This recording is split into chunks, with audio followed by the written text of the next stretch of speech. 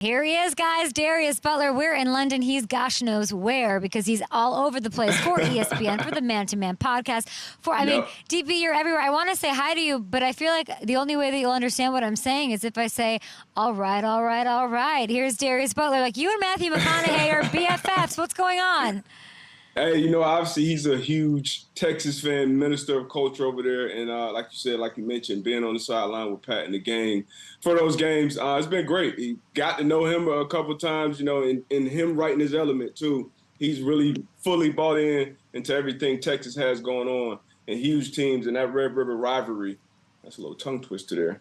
Crazy, crazy game and atmosphere, man. But it was dope. Did you add Atlanta Hawks Trae Young to your crew? I didn't. He was just part of he was one of the guys down there, obviously an Oklahoma great, a legend, and absolute superstar in NBA now. He was cool, too. Cool as hell. Obviously talked about playing a little quarterback when he was younger and then just the environment of those games. I don't know if you've ever been to this game, but it's literally split down the middle of the field. No. One side, you're in Austin, Texas. The other side, you're in Norman, Oklahoma. It was a crazy environment, and obviously the players on the field were great. It was a great game, and then obviously it was a lot of, cool people in the building to come back and show support for both sides. But it was overall, that's my favorite thing. I think I told you last time I came on. That's my favorite thing that I do. Amongst the many things I do, that's the all-time favorite, being on those college fields and those atmospheres. I'm not going to ask you to rank where coming on this show every week falls in your power rankings of favorite things that you do because you do so many cool things, DB. But it has to be a highlight or at least like something that you remember separately were the international games. We've been in London all week. We got Ravens, we got Colts, we had the Falcons and Jags, then we had Jags taking care of business against the Bills. But you, my friend, you played a game at Wembley and Yep. You did pretty good as far as I'm being told here from Hamilton and company. Talk to me about the amazing experience. Obviously, I think it was your second career pick. Yeah, it was my second career pick. I was talking to Mike earlier, week 7, rookie year. So all those picks are special, but the ones you get in your rookie year are definitely special. Then being across the pond, that was a whole experience to experience your rookie year too. Going over there, I think we went over there like maybe 4 or 5 days in advance. I'm interested to know how you feel being over there. You feel like you're ready to play a football game yet? But, when you're young and you're 22 years old, you wake up, you roll out of bed, you get it done. But that was a great experience, and obviously getting a pick always makes it better. They wouldn't even let me on the field. I have high heels on. I wanted to go out and route up Destroying, take him on one-on-one. He was out here, YouTube star, and they literally chased me off of the field. So I got my morning jog in. You do your push-ups. I got my running jog, running away from security here at Tottenham Stadium. I want to ask you about Lamar. We just had Hamilton on. He did his hammer time, 5 drops in that game. Weird sort of thing against, maybe a fluke against the Steelers. Kind of week to week, I don't know what to quite make of this offense yet. So I want to know what you think they'll do against the Tennessee Titans secondary that's getting lit up in my YouTube chat, and everyone's saying Lamar's going to have a big day. I think he will have a big day. You just mentioned the drops. I think he should have had a big day, obviously, on Sunday. He knew where to go with the ball. I saw Hammer talking about it on his hammer time. And you can't throw it and catch it. And even still, late in that game, the other part of it, late in that game, they still had an opportunity to go in there and win it. I think it was a terrible play call, throwing the fade ball to OBJ, who was already dealing with injuries earlier in the game. But he made the play call. It was a bad throw, got picked off. I think right there you run the ball, Lamar, especially with how those wideouts have been playing. And, when you're first year with a new coordinator, those are the things you got to go through and learn. So I think they'll be all right. The Titans, as they always do, Mike Vrabel going to have them ready to go. It's going to be a tough game. But I do expect Lamar to have a big game. This is my Super Bowl pick, so I got to stick with them. That was my MVP pick as well. I know. Obviously, Tua and the gang are doing some different things. They have some different ideas about that. But I think Lamar will be just fine in this offense. And I think the receivers, they'll bounce back and have a big day as well. I hope so. I think Mark Andrews is going to have a big game on this one. So I want to talk to you about my Super Bowl pick then. You got your Ravens. I got my Bengals. Joe looked better. Everything looked better. They got the Seahawks. Then they have a bye week and Joe can hopefully rest. Where are you at with the Bengals? Are you confident they can keep it going? Like, I'm a little torn in this one because I love Devin Witherspoon. I'd like to see him. I mean, he might get a pick off of Joe Burrow. How do you see this game shaking out on both sides? And by the way, the key in this one for me would be stopping the run on the Bengals side because Kenneth Walker keeps running the way that he can, and they're not going to sit pretty. Yeah, Kenneth Walker's a monster. That Seattle offense, mixed bag, right? You can get the big play receivers involved with DK and Tyler.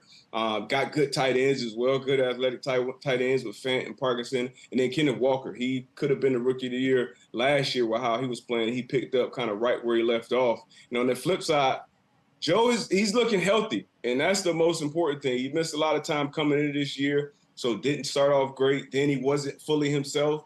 But last week, he looked really healthy. I saw some highlights from him in practice, doing some different things off platform or whatnot. So that lets you know he's moving right along. So Jamar Chase has made it known. I'm always open. Throw me the ball. Find a way to get me the ball. And coming off the week that he had, I'm sure he'll be a huge part of the game plan as well. But then you got T. Higgins coming back also. And you mentioned Devin Witherspoon, an amazing young player. And on the other side of him, Tariq Woolen, who we talked about a lot last year. So I am excited to see those corners matched up with those big-time receivers. But I think the Bengals will be all right. I think both of these teams will score points. I like the over. I don't know who's going to win, but I like the over. We love talking to you about all of this stuff. Let's get to the Patriot side of things because this has been historically bad. You, of course, played up there. We've talked to everybody across the board. Gronk, of course, winning 3 Super Bowls there. All of that. It's a rough time for a Patriots fan. I'm meeting these international fans in London. There's these little babies dressed up as Tom Brady and these Patriots. I'm like, it sucks. It sucks for these little babies who are growing up right now. Like, the last 20 years were great, but 72-3, that outscoring is crazy. When you're looking at the tape, DB, and you're the perfect person to ask, what is going so wrong for Mac Jones and company?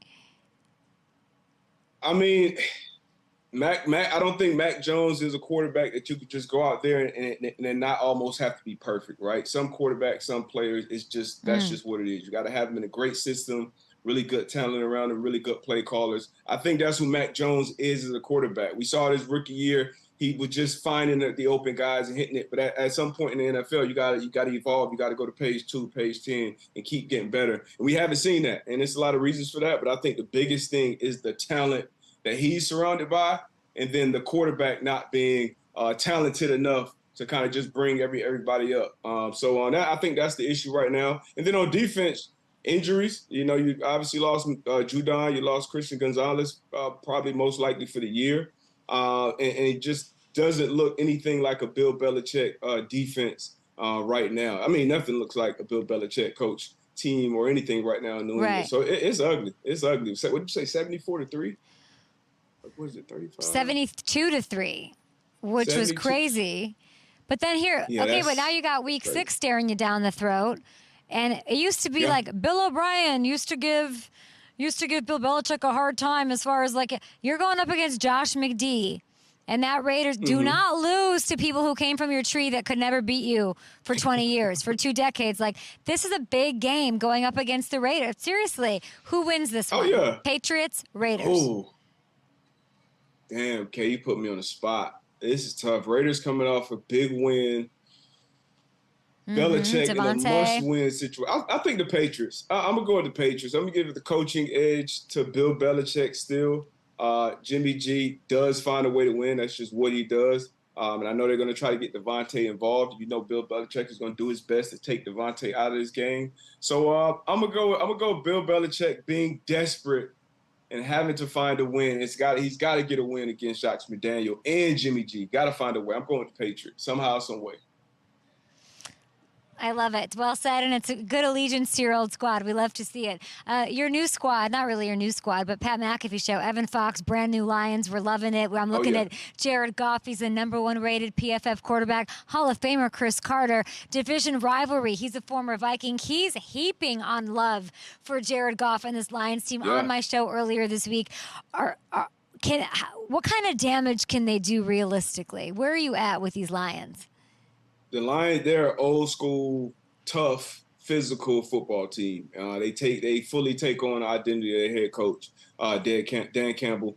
And Jared Goff is a really good quarterback. I said before the season started, like, hey, he's probably top 2, 3 in the NFC, and now he's probably playing top 5, top 6 quarterback across the league. And then with the physical running game that they have with David Montgomery, I know a lot of people, especially a lot of fantasy owners, they want to see Jahmyr Gibbs get in there. They want, hey, we took him 12, let's get him involved. He's dynamic every time he touches the ball. But the identity of this team is kind of to beat you up and smash you in the mouth. And Montgomery is having a career year. So it's kind of a good problem to have. You have a weapon like that kind of has to, get in where he fits in. Same thing on defense for some of the guys who aren't getting as much reps as people want them to do, but they're top of the league in stopping the run and then doing a great job playing zone coverage and turning the ball over on the back end. So the Lions, they just look like a well-put-together football team. And after the Eagles and the Niners, the Lions, I think, are right there, right at that doorstep. You love to see it. They got to get past who's been a red-hot, amazing story in Baker Mayfield in Tampa Bay this weekend. We got a game tonight, AFC West, 31st ranked defense. Vance Joseph cannot get it going on. This defense cannot get it going on. Sean Payton cannot get it going on. He just got shellacked by Hackett and company, and they got to do it tonight against the Chiefs, who might not have Travis Kelce. Who do you got in this game? Well, I thought I heard Taylor Swift is making the trip. So if Taylor Swift is making the trip, I think Kelce is going to play. That's just what I heard. That's the word of the street, word on the X. But I think he play. I hope he plays. But I'm still going to Chiefs. But I think the Broncos find a way to keep it close. Division game. I think the spread is 10.5. It's a division game. Okay. I think Russell Wilson, who's been playing well this year, actually, I think they find a way to keep this one close. I know they haven't beat the Chiefs in who knows how long, but I think they find a way to keep it close. But the Chiefs do win this game probably by 8 years. That's a long time, Kay. A team you're playing twice a year, like that's, man. But thanks for watching. Subscribe here to get the latest Up and Adams content right on YouTube.